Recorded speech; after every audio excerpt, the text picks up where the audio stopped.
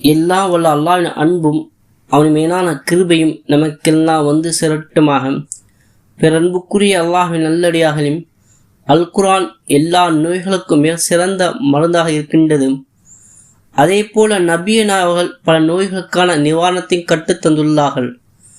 நபிய நாய் அவர்கள் நோய்க்கான நிவாரணங்களை அல்லாஹ்வுடைய வசனை ஊடாக குணப்படுத்தும் வழிமுறைகள், அதே போல பிரார்த்தனைகள் அல்லது துவாவின் மூலம் நோயை குணப்படுத்தக்கூடிய வழிமுறைகள், அதே போன்று உணவே மருந்து என்பது போல அல் குர்ஆனை அடிப்படையாக கொண்டு சில உணவுகளை உட்கொள்ளும் போது நோய்கள் குணமாகக்கூடிய வழிமுறை நமக்கு கற்றுத்தந்துள்ளார்கள்.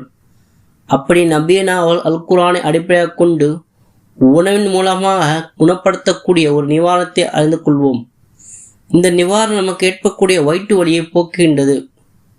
புகாரி 5684 அபு சயீத் ரலியல்லாஹு அன்ஹு அறிவிக்கின்றார்கள், ஒரு சகோதரர் வயிற்று வலியால் கஷ்டப்படுவதை நபிய நாயகம் அவர்களிடம் முறையிட்டு நிவாரணம் கேட்கின்றார்கள். அதற்கு நபிய நாயகம் அவர்கள் வயிற்று வலியால் கஷ்டப்படுகிற அந்த சகோதரருக்கு தேனை சாப்பிட சொல்லுங்கள் என கூறுகின்றார்கள். ஆனால் அது குணமாகவில்லை. இரண்டாவது முறையாக நபிய நாயகம் அவர்கள் அவரிடம் முறையிடுகின்றார்கள். அப்போதும் தேன் சாப்பிடும் என்று கூறுகின்றார்கள். இப்படி 3 முறை நடக்கின்றது. 4வது முறையாக நபிய நாயகம் அவர்கள் கூறுகின்றார்கள், தேனில் நிவாரணம் இருப்பதாக அல்லாஹு தாலா தன்னுடைய திருமறை கூறுகின்றான். அல்லாஹ்வின் வார்த்தை ஒருபோதும் பொய்யாகாது. மீண்டும் தேன் சாப்பிடும் என்று கூறினார்கள். 4வது முறையாக தேன் சாப்பிடுகின்றார்கள். அதைத் தொடர்ந்து அவருடைய வயிற்று வலி குணமடைகின்றது. சுபஹான் அல்லாஹ்.